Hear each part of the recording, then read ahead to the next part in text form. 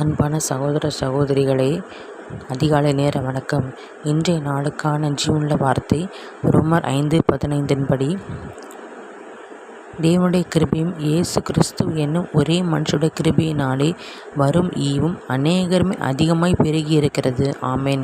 இந்த கர்த்தருடைய வசனத்தை கேட்டுக்கொண்டிருக்கிற தேவ ஜனங்களை, கர்த்தருடைய கிருபையை நான் பெற்றுக்கொண்டால் தகுதியில்லாத நம்மை தகுதிப்படுத்தி இருக்கிறார். கர்த்தர் நமக்கு கொடுத்த ரட்சிப்பு பெரியது. கிருபையால் தான் நம்ம ரட்சிக்கப்பட்டிருக்கிறோம். நாம் அநேக பாவங்களை செய்தாலும் கர்த்தர் நம்முடைய பாவங்களாம் சிலுவையில் ஏற்றுக்கொண்டார். அநேக துன்பங்கள், பிரச்சனைகள், போராட்டங்கள் எல்லாம் கர்த்தர் சிலுவையில் ஏற்றுக்கொண்டார்.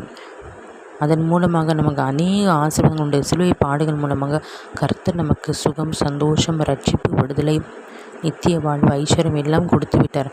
அதை நாம் சுதந்திரிக்க வேண்டும்.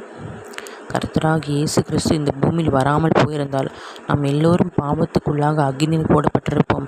ஆனால் நாம் நித்திய வாழ்வை அடைய வேண்டும் என்பதற்காக 1000 வருஷ அரசாலைகளில் காணப்பட வேண்டும் என்பதற்காக கிருபையாய் மனமிறங்கி தேவகுமாரனாக அவதரித்து அவர் 3ஆம் நாள் உயிர் தெழுந்தார். சிலுவை மரணத்தை ஏற்றார். அதற்காக நாம் கர்த்தரை துதிக்க வேண்டும், போற்ற வேண்டும், ஆராதிக்க வேண்டும், நன்றி கூற வேண்டும்.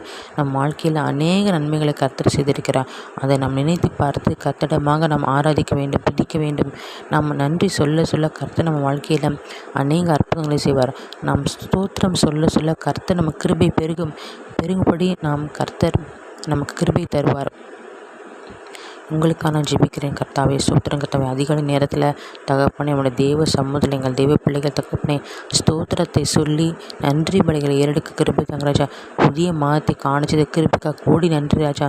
இந்த புதிய மாதத்தில் தகப்பனே புதிய கிருபை, புதிய தயவு ஆண்டவரே, தேவனுடைய ரட்சிப்பு, தேவனுடைய பாதுகாப்பு, தேவனுடைய ஞானம் ஆண்டவரே, நம்முடைய ரத்தத்தின் வல்லமை எங்கள் மீதும் குடும்பத்தின் மீதும் உங்கள் பிள்ளைகளுடைய வாழ்க்கையின் மீதும் கடந்து வரும்படி இயேசு நாம் ஜெபிக்கிறேன் பிதாவே. ஆமேன்.